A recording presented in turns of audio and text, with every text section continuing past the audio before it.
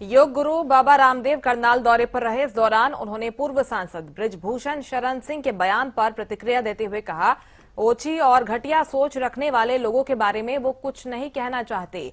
उन्होंने योग, आयुर्वेद और स्वदेशी के क्षेत्र में अपने योगदान के बारे में विचार व्यक्त किए। शिक्षा व्यवस्था को लेकर रामदेव ने वन नेशन वन एजुकेशन और वन नेशन वन इलेक्शन की पैरवी की।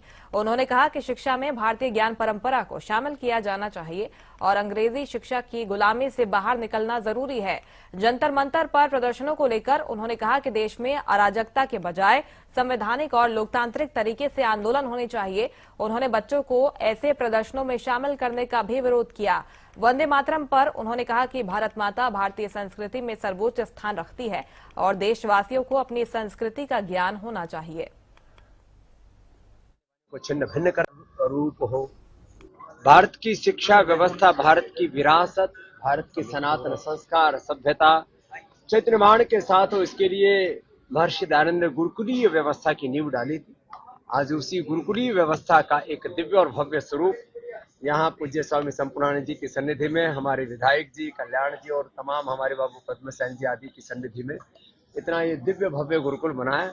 इसके नव भवन के उद्घाटन के अवसर पर पूज्य स्वामी जी को बधाई देने के लिए और ये कहने के लिए कि शिक्षा से ही देश बदले। मैकाले ने 1835 में एक बहुत बड़ा पाप किया था।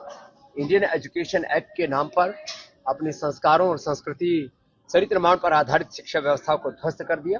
7 लाख से ज्यादा गुरुकुल तोड़ दिए। 7 लाख से अधिक हमारी गौशालाएं, वैद्यशालाएं, यज्ञशालाएं हमारी संस्कृति के ताने बाने को छिन्न भिन्न कर दिया और इस देश को राजनीतिक गुलामी के साथ साथ जो शिक्षा की गुलामी, भाषा की गुलामी, चिकित्सा की गुलामी, वैचारिक, सांस्कृतिक, आर्थिक गुलामी में जो धकेला, उसका दंश आज तक हम झेल रहे हैं। इतना महान भारत आजादी के पहले 200-250 सालों में करीब $100 ट्रिलियन से अधिक की लूट की। उसमें सारी हमारी शिक्षा तंत्र, चिकित्सा तंत्र को, कृषि तंत्र को, हमारे धर्म तंत्र को ध्वस्त कर दिया।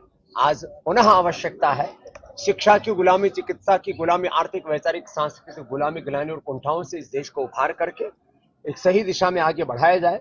उस दिशा में एक बहुत बड़ा कदम है रूप हो।